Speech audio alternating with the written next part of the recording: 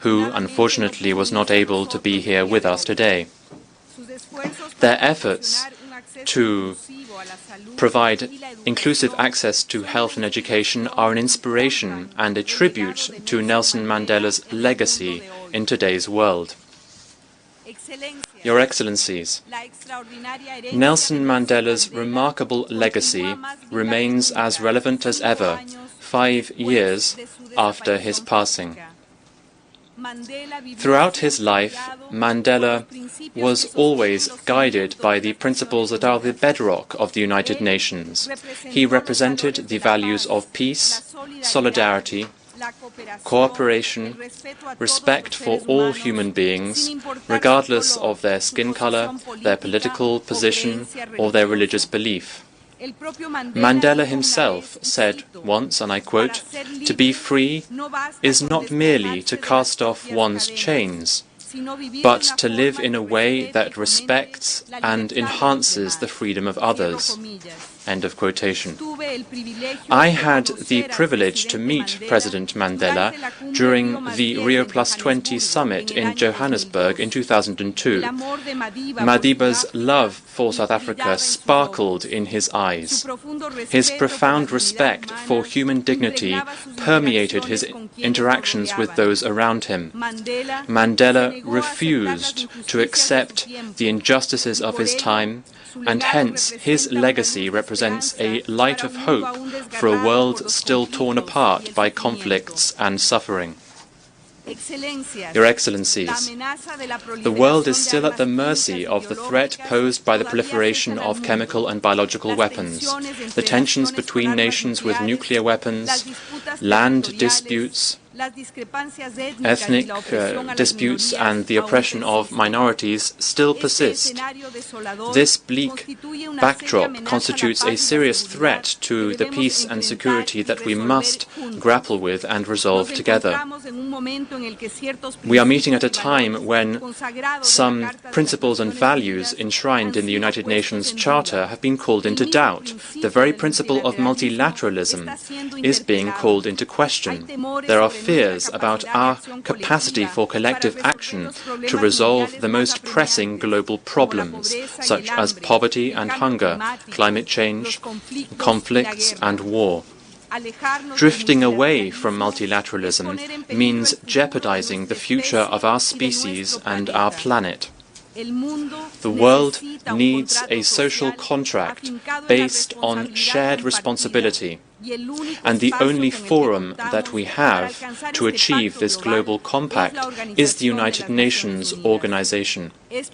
That is why, this year, I have launched an appeal for us to reaffirm our commitment to its founding principles and to multilateralism. And it is the United Nations General Assembly that is the most representative and legitimate body that we have for dialogue and reconciliation, for collective peace-building and security. Your Excellencies, the political declaration that we will be adopting today, thanks to the commitment of states and the wise leadership of South Africa and Ireland, is a testament to the key role that this forum plays to achieve global agreements for peace and security in the world. The Nelson Mandela Peace Declaration represents a relaunching of our commitment to peace and a renewal of states' willingness to build a peaceful, prosperous, inclusive and fair world. And it calls us to reflect on the thousands of victims of conflicts in the world which require our immediate attention, that of states. The declaration reaffirms our commitment to sovereignty and sovereign equality of states, their territorial integrity and their political independence. The respectful sovereignty and the self-determination of peoples represents a starting point for sustaining peace and harmony between nations. Hence, it is clear that we can uphold and respect self-determination and the sovereignty of our countries, and at the same time commit to collective and coordinated action so as to build more peaceful, sustainable and resilient societies. As Madiba was aware, there can be no peace if there are still millions of people who do not have access to high-quality education, healthcare, or dignified work, if there is still hunger and suffering. Hence, we need strong global leadership, as is so well represented here this morning. It is an honor for me to preside over this General Assembly as we adopt this declaration, which undoubtedly represents a ray of hope for the world, and which also reaffirms that only through multilateralism and its clearest expression, the United Nations organization, only through that will it be possible to achieve peace and security to which we all aspire, so as to achieve development and prosperity.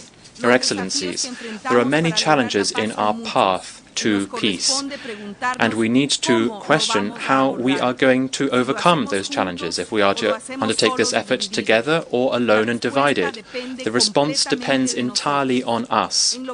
Personally, I believe that we must always choose to travel together along the path of peace. There is no other option. To quote Mandela, it always seems impossible until it is done.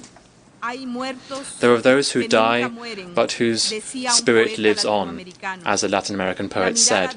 The sweet and profound gaze of Madiba, his serene strength, which transformed violence into peace and aggression into forgiveness, is more alive today than ever. I warmly welcome you to this summit, and thank you very much.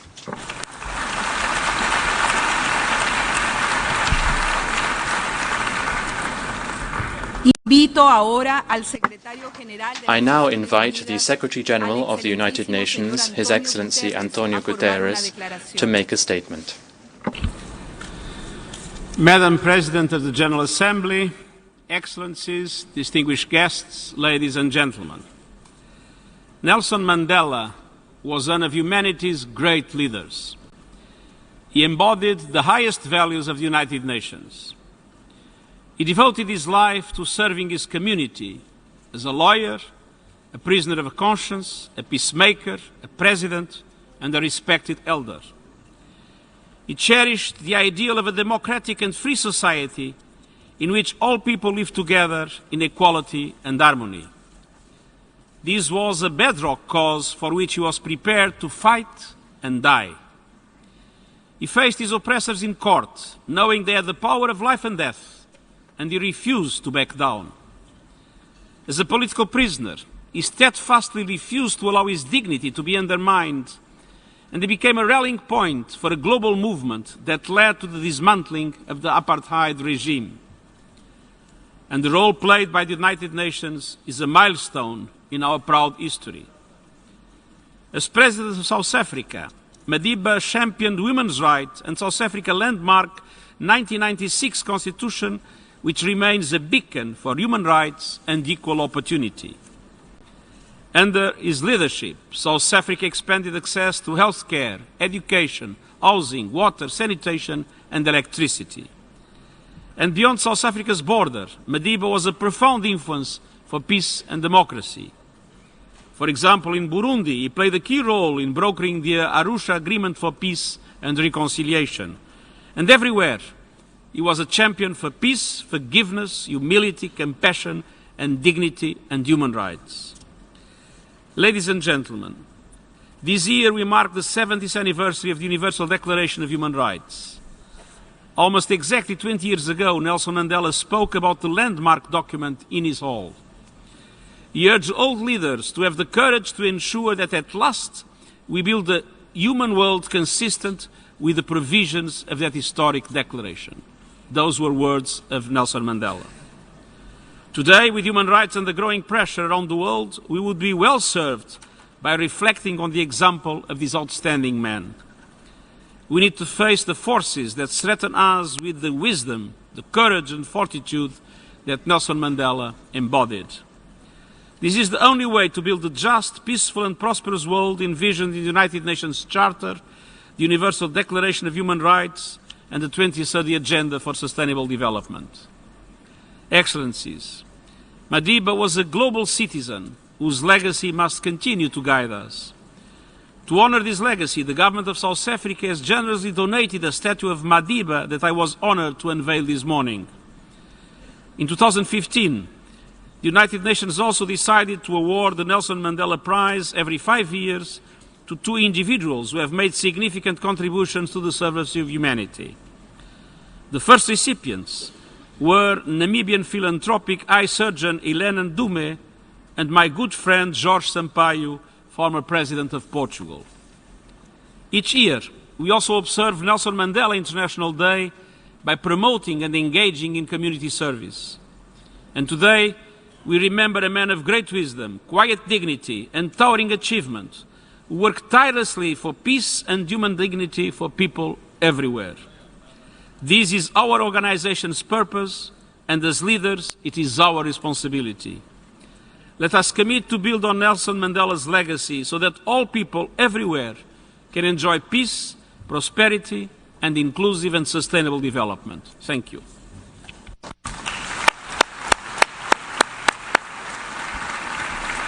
I thank the Secretary General for his statement. In accordance with General Assembly Resolution 72/243, I now give the floor to His Excellency Musa Faki Mahamat, Chairperson of the African Union Commission.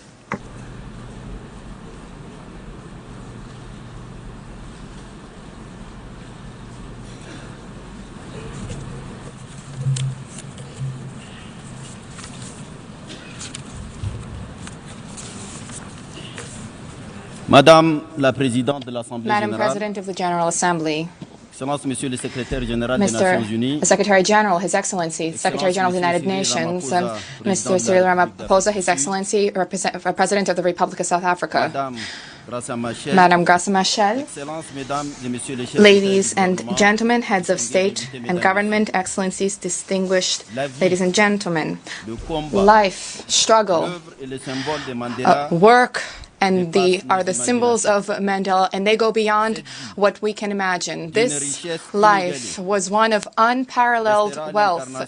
It will remain the embodiment of fulfillment and the fullness of fulfillment.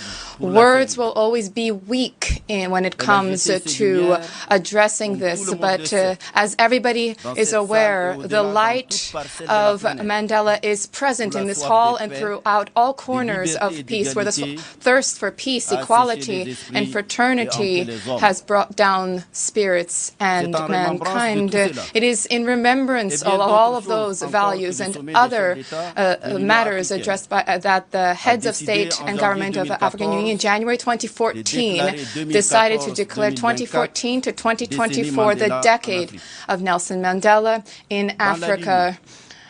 In that regard, the 30th Summit of Heads of State and Government in January 2018, this year was commemorated as the year of the centenary of the birth of Nelson Mandela. The July 2018 Summit supported the conduct of the Summit of Peace on the margins of the current General Assembly of the United Nations. In that same spirit, this General Assembly of the United Nations on 21 December 2017 decided to convene a high-level plenary meeting centered on peace to mark the centenary of the birth of Nelson Mandela.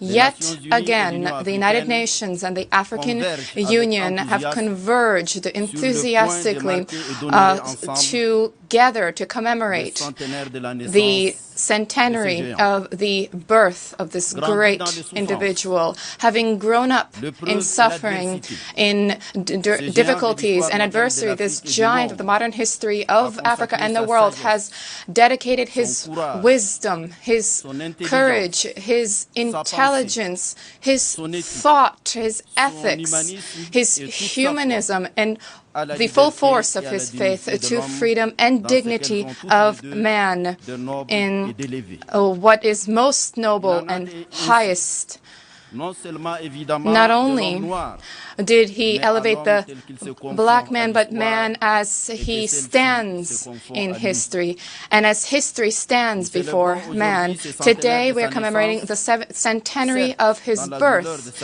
with the pain, of course, of his physical loss, but also with the pride of having had this individual as a supreme symbol of African man, and as a tireless and a boundless wellspring for all of humanity.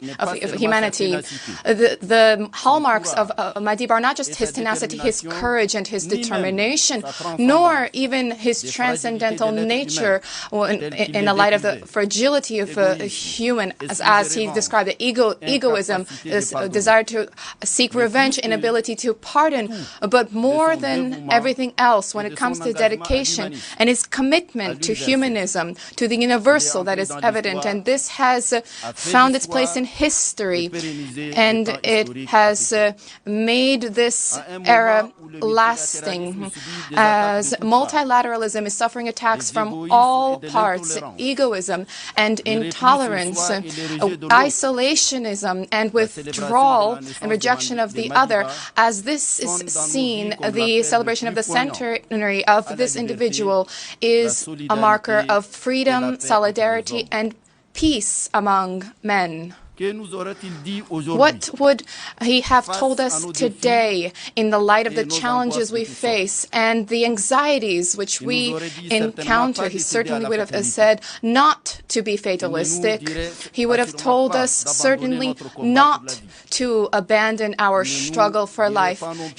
Neither would he have told us to resolve conflicts through fire and blood, nor through hatred, exclusion, repression, and oppression of the other. Quite to the contrary, he would have invited us to redouble our efforts, to dare to fight, to dare to win. Excellencies, ladies and gentlemen, at this moment, this emotionally charged moment, in this place of convergence of decision makers throughout the planet, I wish to voice the African Union's, Africa's full commitment to the universal values that were embodied by Madiba, which the legacy that he left behind and for which he gave the best of himself. Our tribute to the immortal icon also conveys the vibrant message of the great esteem and the consideration for all of the fighters for freedom worldwide. In this regard, we are pleased to see that those who inherited this great man in the Rainbow Nation, South Africa, to which he gave birth, and people beyond in Africa, worldwide, remain passionately wedded to his universal message, more than ever before determined to ensure that his legacy live on. Mandela has taken a decisive step in building real peace worldwide. Thank you.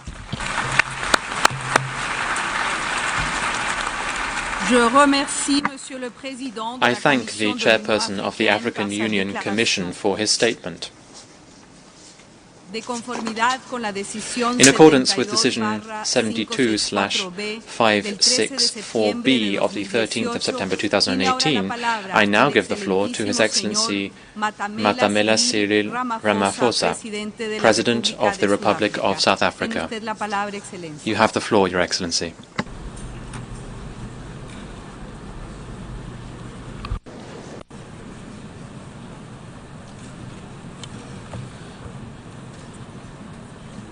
President of the 73rd session of the General Assembly, Secretary General of the United Nations, Heads of State, Your Majesties,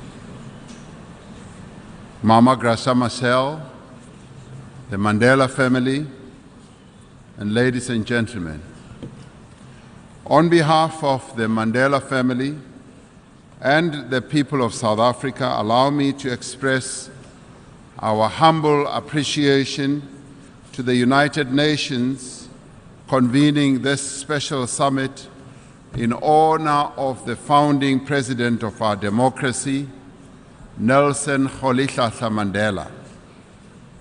In 1994, during his inaugural address to the UN General Assembly, President Mandela said, "The great challenge of our age to the United Nations organization is to answer the question, given the interdependence of the nations of the world, what is that we can do and must do to ensure that democracy, peace, and prosperity prevail everywhere," close quotes. The signing of the United Nations Charter over 70 years ago took place in a world different from our own today. It was a world still reeling from the clash of great powers in the Second World War that cost the lives of close to 5% of the world's population at the time. It is from this collective trauma that the United Nations was born. Countries sought to reimagine a world where nations would cooperate rather than to clash, and where friendly relations would lead to social progress, peace and development, and to a better life for all.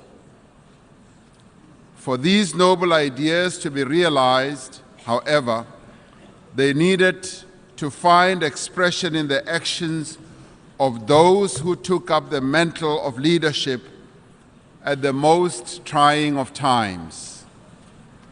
One such leader was born in the small village of Mvezo in the eastern parts of South Africa in 1918. He would come to represent the hopes of millions of South Africans who dreamt of a life unshackled from a system that limited their potential and stifled their possibilities based merely on the color of their skin. The story of South Africa's transition from apartheid to democracy and the role played by Nelson Mandela is well known. It is a story about humanity's great capacity for goodness, for peace, and for hope. It was this capacity that led to the establishment of the United Nations, which served as an important platform for the anti-apartheid movement and which continues to be a platform for other struggles against oppression, war, and global injustice. Since the formation of the UN, the world has faced many crises that have tested the limits of diplomacy and the multilateral system. Throughout these crises, the United Nations has endured as a force for stability, cooperation, and the peaceful resolution of conflict. While much has been done to ensure that the world would never go to war with itself again, the organization faces more intricate and complex challenges. Over the past 7 decades, millions of people worldwide have been killed, some have been maimed, others have been displaced, and many have starved as a result of war and conflicts. Of these, women and children continue to bear a disproportionate burden of these troubles. While we have managed to avoid another world war, we continue to grapple with the haunting specter of modern atrocities such as the genocides in Rwanda and Srebrenica. We are confronted by interstate armed conflicts in Syria, South Sudan, and Yemen. The protracted turmoil in a number of parts of Africa and the struggles for self-determination in Western Sahara and the Palestine. These reveal that the current threats to international peace and security result more from conflicts within states and the effect that these have across nations, and have become increasingly interdependent rather than the traditional conflicts between states. Terrorism, transnational organized crime, illicit flows of finance, and the growing number of refugees pose significant threats to global order and peace. No longer can we ignore the troubles of those in distant parts of the world or fail to address the root causes of conflicts we often imagine are foreign to us. To respond to these threats, we need a united nation that is responsive, adaptable, and also able to deal with challenges its founders could not have imagined. It should not rely merely on the political interests of a few, as an impasse between the major powers often impedes the entire organization's ability to act.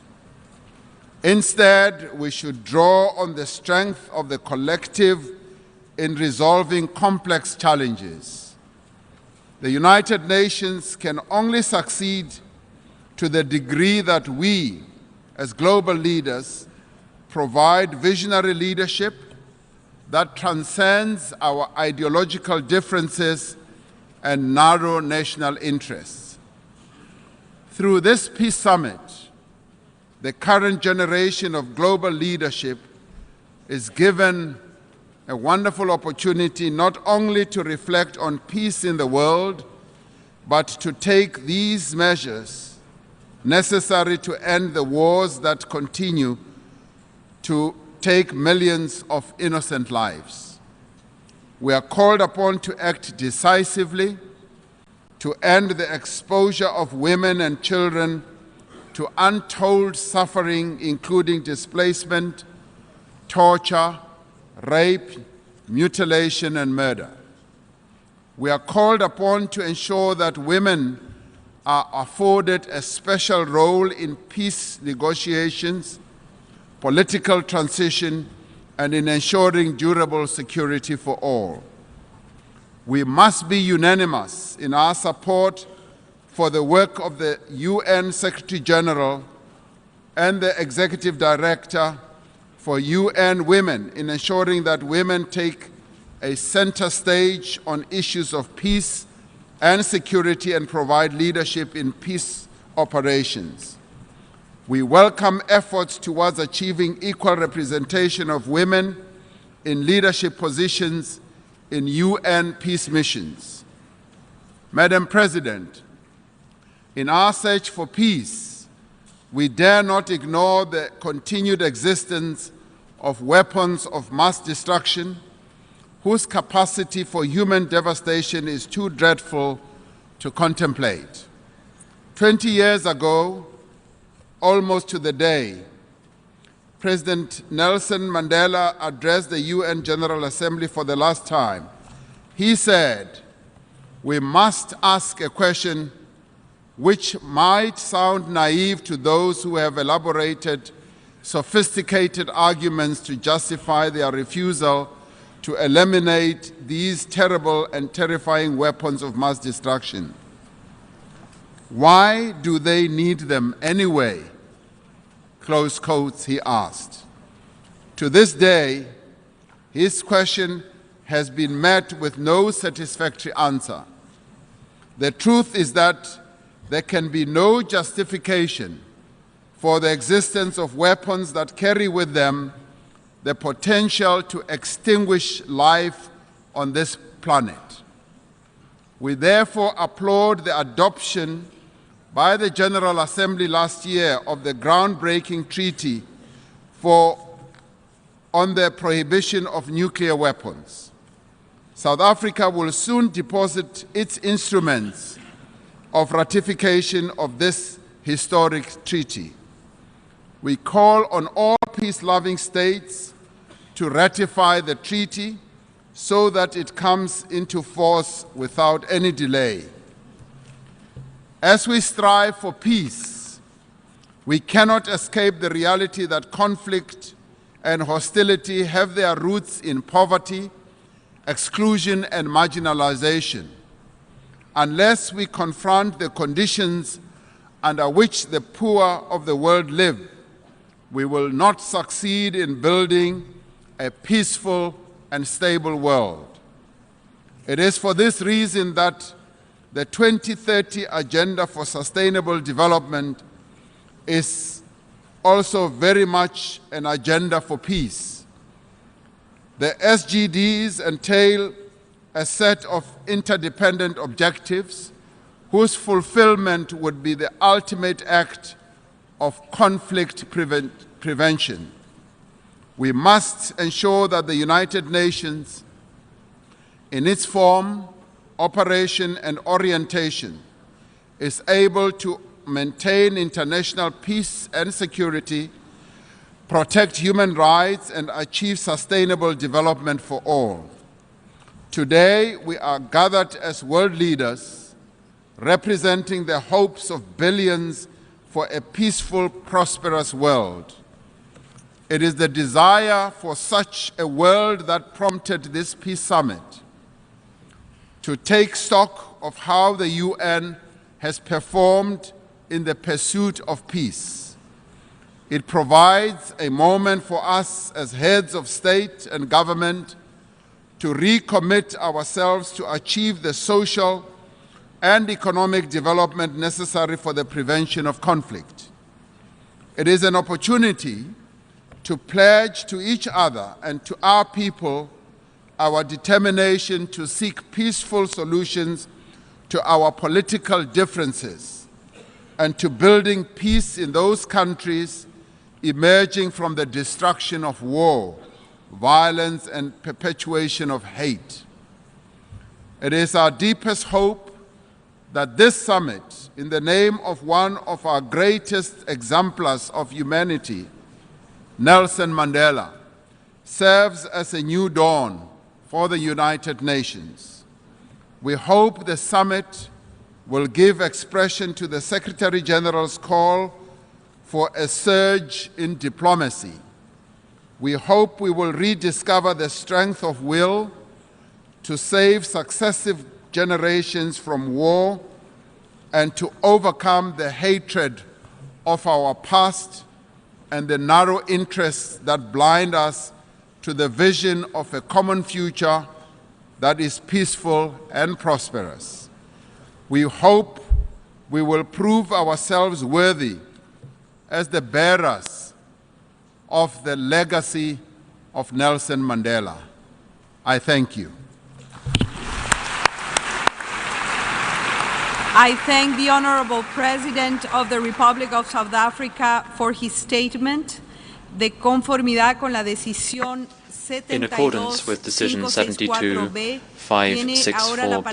I now give the floor to His Excellency Leo Varadkar, Taoiseach and Minister for Defence of Ireland.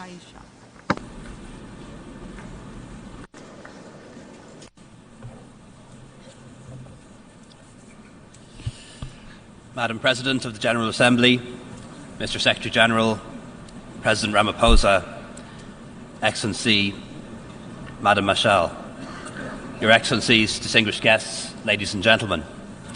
It's my great honour to join you today as we adopt the Nelson Mandela Political Declaration.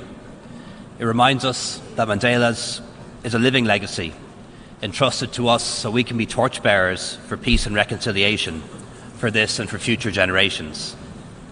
Side by side with our great friends from South Africa, Ireland was privileged to co-facilitate the work that has led to today's political declaration. And with each of you today, I reaffirm that Ireland will continue to uphold the ideals and values of the United Nations and work with the international community to achieve the aims that Mandela himself worked for so tirelessly during his lifetime. In Mandela's story, we recognise the struggles and triumphs of one individual and the challenges and hope for mankind. His fight for freedom and dignity for all, irrespective of race, gender, sexual orientation, colour or creed, spoke to our vision of a common humanity and proved that the seemingly impossible can indeed become a reality. It was reflected in South Africa's first democratic constitution, which is a template for new democracies today. Dear friends, this year in Ireland, we mark 20 years of the Good Friday Peace Agreement, which after decades of bitter violence brought peace to Britain and Ireland, closer cooperation between North and South, and power sharing to Northern Ireland, at least most of the time. The Northern Ireland peace process was advanced with the wisdom and assistance of friends from around the world, including President Ramaphosa, and for this we will always be grateful. We have witnessed firsthand the profound truths that Nelson Mandela showed, through his wisdoms and through his actions. That violent conflict is not inevitable and can be ended. That peace is made not with your friends but with your enemies. And that reconciliation is achieved by moving beyond the hurt and pain of the past towards truth and forgiveness. And perhaps most profoundly of all, through justice and forgiveness, we can free the prisoner and we can free the jailer as well. 28 years ago, just months after being released from prison, an occasion etched in my memory as a young boy who watched it on television, Nelson Mandela was accorded the special honour of being invited to speak to the Irish Parliament. And there he inspired us all with his words as he attacked the arrogance of racism and honoured those who dared to cry freedom. And in our native language, the Irish language, we say of truly remarkable individuals, Ní bheith le héad ann arís, we will never see the like of him again. And I can think of no better way to describe the uniqueness of Mandela.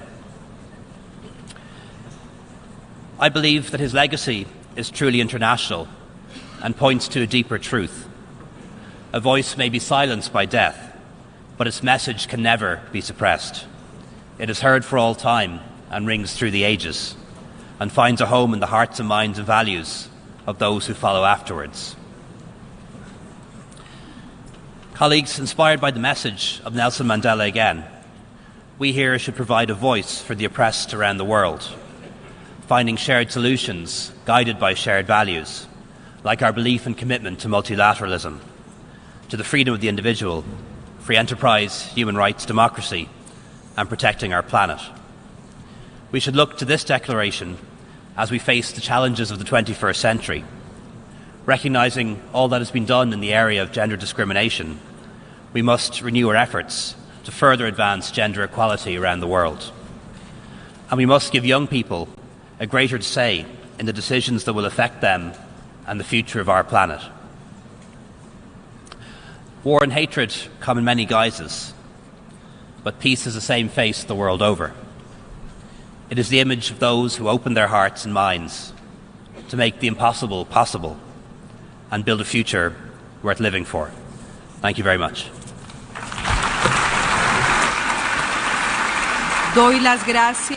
I thank the Taoiseach and Minister for Defence of Ireland for his statement.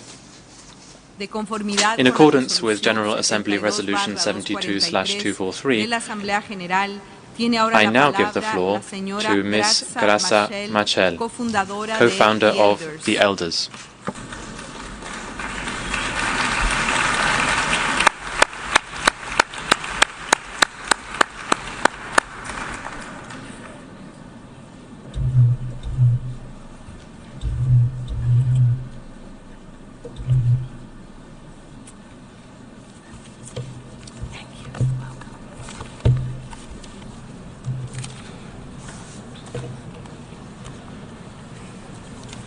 Madam President Maria Fernanda Garcês, Mr. Secretary General Antonio Guterres, Excellencies, Heads of States and Heads of Government, ladies and gentlemen, good morning. It is my singular honor to address this esteemed collective home of the human family. I would like to thank President Espinosa Garcés and the Secretary General Guterres for calling this special session to celebrate Nelson Mandela's life and his legacy of peacemaking. Thank you for this privilege. I stand here not as a diplomat, but as a human rights advocate and concerned citizen of the world. So forgive me in advance for the unrestrained manner in which I will share my frank thoughts with you today. This celebration of the legacy of Nelson Mandela, Madiba, as we affectionately know, provides an appropriate opportunity to reflect on the very raison d'etre of the United Nations.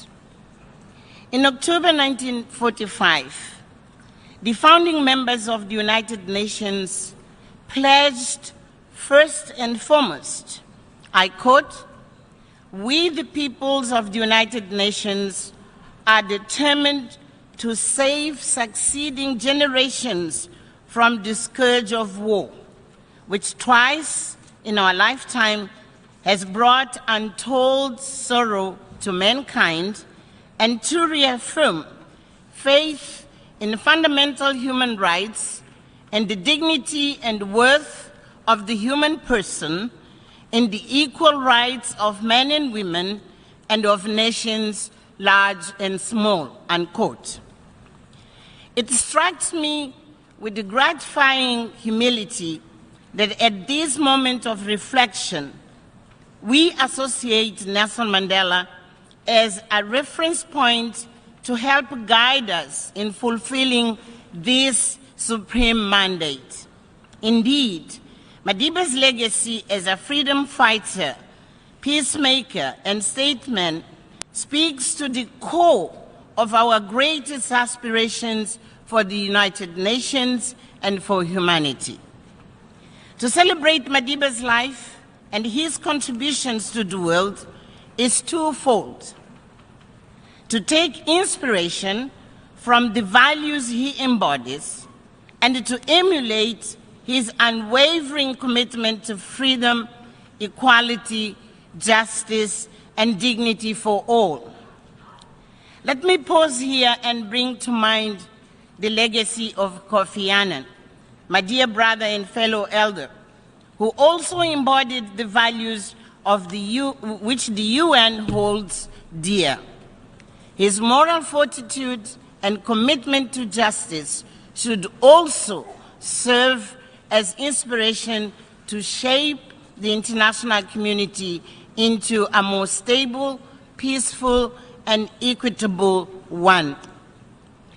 The United Nations finds itself at a time where it would be well served to revisit and reconnect to the vision of its founders, as well as to take direction from Madiba's servant leadership and courage.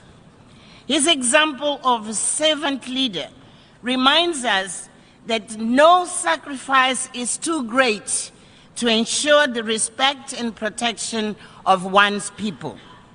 He deeply believed that there is nothing more sacred than safeguarding the rights of all human beings, not the preservation of ego, not partisan politics, and not geopolitical considerations.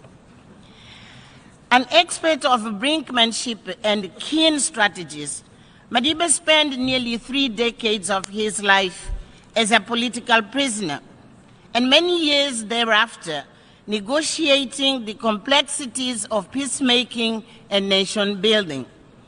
We seek inspiration from his successful approach. While staying true to his ultimate goal of freedom and social justice, he took the interests of his adversaries into consideration.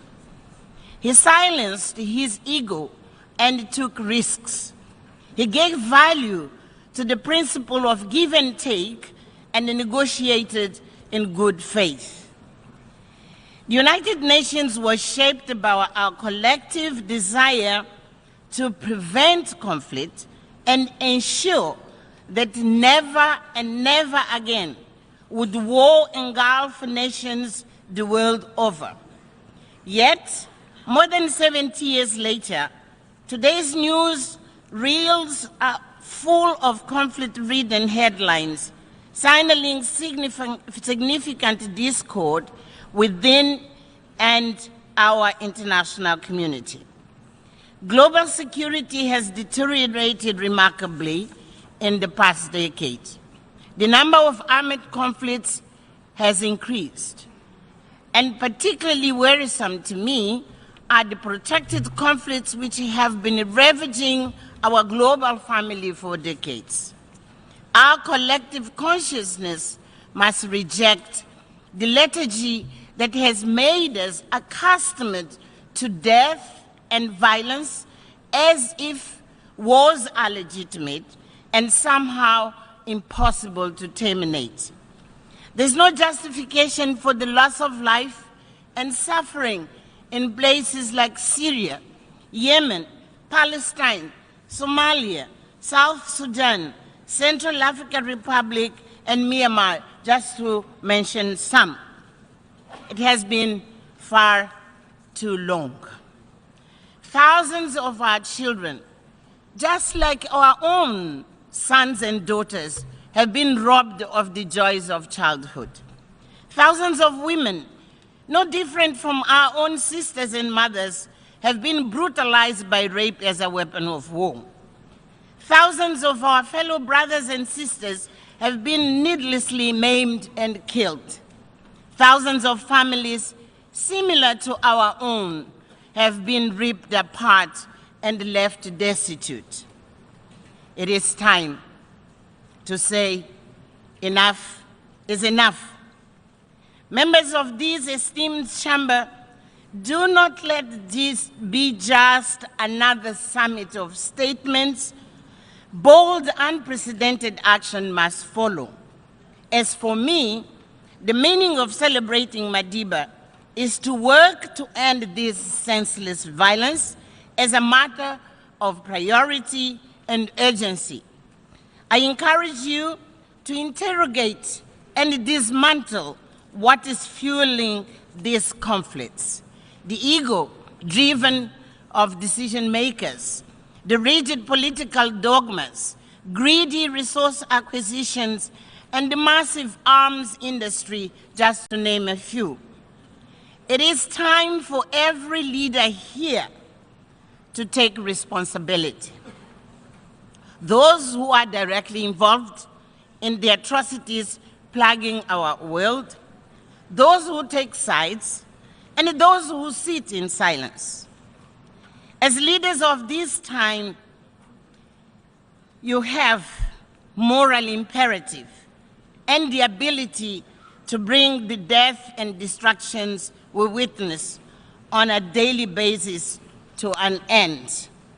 Colombia proved it can be done. Others also can follow the example. History will judge you should you stagnate too long in inaction. Humankind will hold you accountable should you allow suffering to continue on your watch. I speak to you as a woman who has experienced firsthand the pain and misery of war.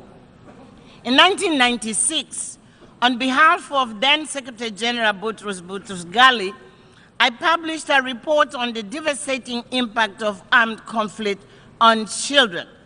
My colleagues and I embarked on 2 years of research which brought us to conflict settings in every corner of the globe. I was just a mother then, horrified by stories of frightened children and grief-stricken mothers in the refugees and displaced camps. Today, I am a grandmother, still haunted by their eyes and still sitting with a heavy heart, knowing the fate of children in conflict settings has gotten worse. A voice of a Palestinian child still whispers to me when he asked when this is going to end. And I know that that boy, now a young person, is still in a refugee camp, in a Palestinian camp. We cannot rest until we right these wrongs. And we need to work more collaboratively with those outside of this room to do so. We therefore actively support the Secretary General Antonio Guterres for putting peace at the highest of his agenda. Peacemaking does not only require a political response, it equally requires the muscle of the private sector, civil society organizations, and the citizens at the grassroots as well. As an example, 25 years ago, an African institution, ACCORD, was established to contribute to resolving Africa's conflict so as to create the conditions for human security, economic prosperity, and social cohesion. Today, after working on almost all of Africa's protracted conflicts, we know that working towards peace alone will not deliver this. Peace, together with governance and development, is the only approach that can ensure stability. Therefore, in July of this year, the President of South Africa, Cyril Ramaphosa, and ACCORD launched a new initiative called Global Peace to take ACCORD's experience from Africa and the Global South and extend our solidarity across the world. Global Peace will make a modest contribution in transforming how nations drive development and stability. It will promote an ecosystem of innovators, influencers, investors, and implementers to generate innovative solutions to challenges of our time. This civil society initiative will complement the efforts of governments and multilateral agencies and strengthen multilateralism. When Madiba founded the Elders in 2007, he gave us a specific mandate, I quote, to support courage where there is fear, to foster agreement where there is conflict, and to inspire hope where there is despair, unquote. We elders spent the past year leading up to Madiba's 100th birthday, identifying and showcasing 100 inspirational civil society organizations of all sizes and from all geographies. Each of these 100 organizations represents one of 100 ideas for a freer, fairer world. They work with a commitment to finding what unites their communities, and through collective efforts, they are achieving peace, justice, health, and equality in their communities. On behalf of the elders, I have the honor to give this assembly with an inspiring publication featuring these sparks of hope, which I will hand over to President Espinosa Garcés and to Secretary General Guterres upon the conclusion of my remarks. This compendium highlights the moral courage and the leadership of change agents across the world. And I hope you will take inspiration from their work to accelerate social transformation. In closing, I challenge you with Madiba's words.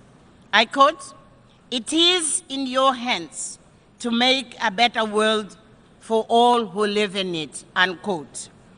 It is therefore incumbent upon you to live up to the cherished United Nations Charter, which demands of us, and I would like to quote again, "Save succeeding generations from the scourge of war and untold sorrow to mankind, and to reaffirm faith in fundamental human rights in the dignity and worth of the human person, in the equal rights of men and women and of nations large and small. And I quote Madiba again, "It is in your hands." I thank you. I thank Madame Machel for her declaration and for the 100 sparks of hope. Thank you very much. De conformidad con la resolución 72, in accordance with General Assembly Resolution 72/243, I now give the floor to Mr. Kumi Naidu, Secretary General of Amnesty International. Now it's all women. Madam President, Secretary General, Your Excellencies, ladies and gentlemen, we welcome the broad sentiments in the political declaration that governments have made at the Mandela Peace Summit. But the truth is, we have heard it before. These are the words that get repeated time and time again without the political will, urgency, determination, and courage to make them a reality, to make them really count. But we must make them count, not tomorrow, but right now, because we are facing multiple crises around the world with people suffering on an unimaginable scale. Without action, without strong and principled leadership, I fear for them, I fear for all of us. Let us remember that Madiba spent the vast majority of his life as a civil society activist. Yet today, as we gather here to honor him, thousands of activists and human rights defenders around the world are imprisoned or have been tortured or have been killed. They include trade unionists, people from NGOs, social movements and religious communities, journalists, and those from the arts and culture field. In far too many countries, civic space has been shut down and the right of people to participate actively and freely in public life taken away from them. The preamble of the founding charter of the United Nations starts with the words, "We the peoples," not "we the nation states" or member nations. And we the people should never allow ourselves to accept injustice. As Martin Luther King once said, "I never intend to adjust myself to religious bigotry. I never intend to adjust myself to racial discrimination. I never intend to adjust myself to economic conditions that will take necessities from the many to give luxuries to the few when millions of God's children are smothering in an airtight cage of poverty in affluent societies." Your Excellencies, ladies and gentlemen, I appeal to you today with the spirit of Madiba hanging over us all, not to adjust to the inhumane way we have been treating millions of refugees around the world, not to adjust to the Rohingya population living in an open-air prison under a system of apartheid, not to adjust to the Palestinians in Gaza living under a relentless military blockade which keeps them in poverty and misery, not to adjust to the centuries-old subjugation of indigenous peoples, not to adjust to leaders who espouse xenophobic and fascist narratives or demean or undermine women. Neither we should adjust to the bloodbaths we have seen in Syria, in Yemen, in Iraq, in Afghanistan, in South Sudan, and elsewhere, especially when most of the people who are shedding the blood are civilians and a large proportion of them are women and children. We should not adjust to a systematic exclusion of people living with disabilities, nor to the continuing struggle and marginalization of children and youth everywhere. For humanity must not judge itself on the progress of the most powerful. Humanity should judge itself on those and the welfare of the most vulnerable. Indeed, we have to take care of not only present but future generations as well. We should not adjust to the dismal failure of the powerful to protect civilians in conflict. We particularly must not adjust to the deadlocks that continue to haunt the United Nations Security Council, whose permanent 5 members too often use the powers not to prevent and stop suffering, but shield themselves and others committing the worst crimes. We should not adjust to the disgraceful levels of impunity and insist on full accountability for gross violations of human rights and crimes against humanity. We urge a renewed respect for UN conventions and norms that have painstakingly developed on this, the 70th anniversary of the Universal Declaration of Human Rights and the 20th anniversary of the Rome Statute, which gave birth to the International Criminal Court. And we call upon those nations that have not yet joined the International Criminal Court to do so, and particularly to 3 permanent members of the Security Council, the United States, China, and Russia. And we should not adjust to continuing interaction on averting catastrophic climate change, while thousands are regularly devastated by extreme weather events from the Philippines to Puerto Rico, where we have seen more than 3,000 lives being lost, making it the biggest natural disaster in United States history. Or for that matter, the reality facing small island states, imminent reality where their very existence is under threat. To the one leader who still denies climate change, we insist you start putting yourself on the right side of history. Brothers and sisters, the time for bold and courageous action is now.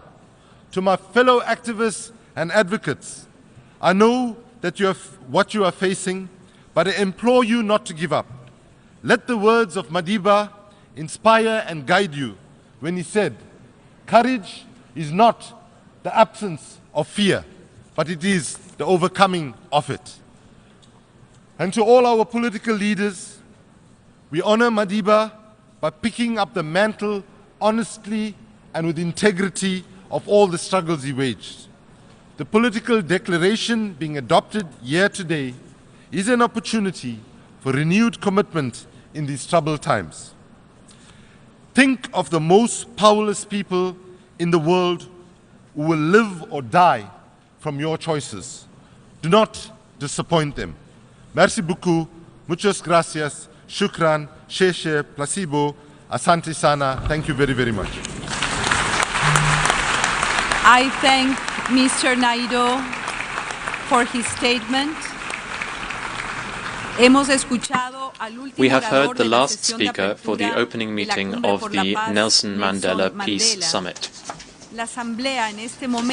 The Assembly will now turn to draft resolution A/73/L1 entitled Political Declaration Adopted. All right, so you've been watching the opening of the Nelson Mandela Peace Summit, which has taken place at the United Nations, and speaker after speaker really taking example from the life and times of Nelson Mandela and saying that the United Nations